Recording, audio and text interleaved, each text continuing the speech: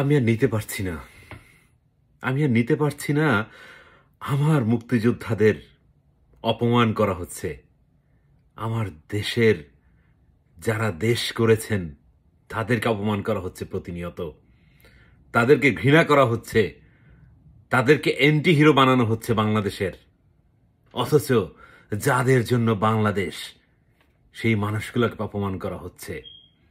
বঙ্গবন্ধু একটা আঙুলের কথা বলছিল, একটা আঙুলে 7 কোটি মানুষ উঠতো বসতো। শুধু 7 কোটি না, পাকিস্তানের প্রত্যেকটা মানুষ ওই আঙুলটাকে ভয় পেত। ওই আঙুলের উপর ভর করে একটা দেশ তৈরি হয়েছে।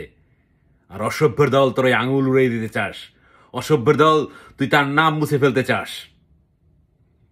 17টা বছর যিনি জেল খেটেছেন, তোর বাবা 17টা বছর ভাত খাইছে যতগুলো, তার চেয়ে বেশি সময় সে জেল খাটছে বেটা।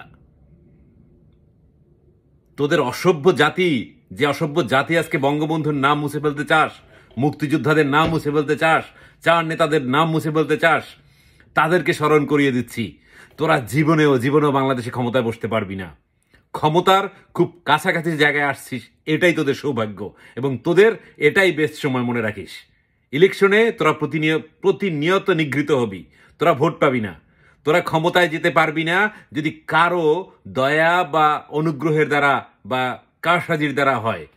তোদের পশ্চিমা শক্তি যদি তোদেরকে ক্ষমতায় বসায় বাংলাদেশকে অশান্তি করার জন্য, তবেই তোরা ক্ষমতায় যেতে পারবি। নয়তো তোরা ক্ষমতার খুব কাছাকাছি এখনই আছিস। Let's enjoy Bobby, enjoy.